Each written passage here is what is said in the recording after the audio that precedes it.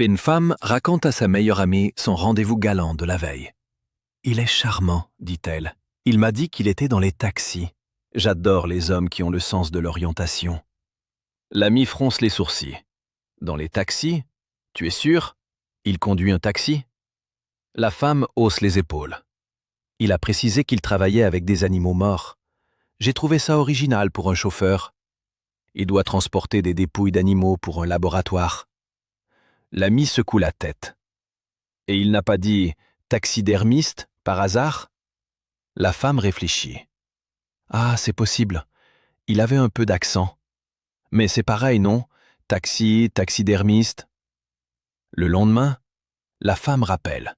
« Tu avais raison, c'est taxidermiste. Je suis allé chez lui.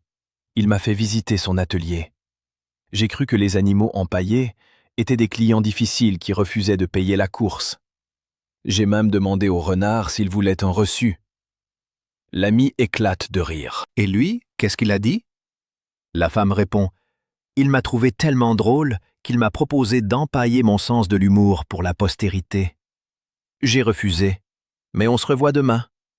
Il va m'apprendre à faire la différence entre un blaireau et un client mécontent. » Un ingénieur met au point un traducteur de pleurs de bébé et le présente devant un parterre de jeunes parents épuisés.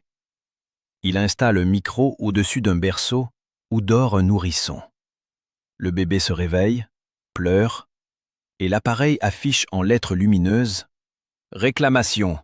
Le lait est à une température sous-optimale.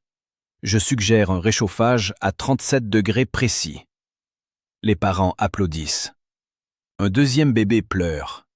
L'écran indique « Alerte. La couche a dépassé son seuil d'absorption critique. Une intervention immédiate est requise. » Succès garanti.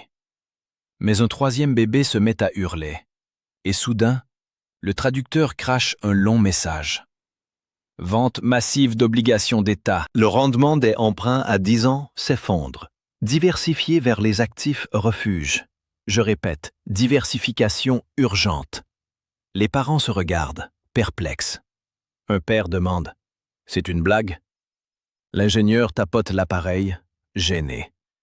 Il capte peut-être des ondes radio, mais le traducteur continue. Analyse technique. Le support des 4 pattes du lit paraît fragile. Je recommande un stop-loss sur la tétine. Une mère s'approche, paniquée. Mon bébé est en train de shorter le marché des couches-culottes. L'ingénieur débranche l'appareil en catastrophe. Le bébé, soudain silencieux, le fixe d'un regard dur, puis babille. Sur l'écran, un ultime message s'affiche avant l'extinction. Vous venez de manquer le creux. Je démissionne. Les parents quittent la salle en murmurant qu'ils préfèrent encore ne rien comprendre aux pleurs. Une institutrice demande à ses élèves de décrire le métier de leurs parents. Le petit Lucas lève la main. « Mon père est magicien, il fait disparaître les dettes. » La classe est impressionnée. La maîtresse sourit. « Ah oui? Et comment fait-il ?» Lucas explique. Il prend une enveloppe pleine de factures. Il la met dans un tiroir. Il dit « Abracadabra !» et pouf! Quand il rouvre le tiroir, les dettes ne sont plus là.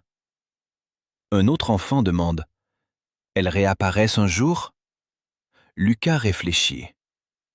Parfois, quand la poste est en grève, elles réapparaissent avec une majoration de retard. Mais mon père a un tour encore plus fort. Il transforme un salaire en course pour le mois entier.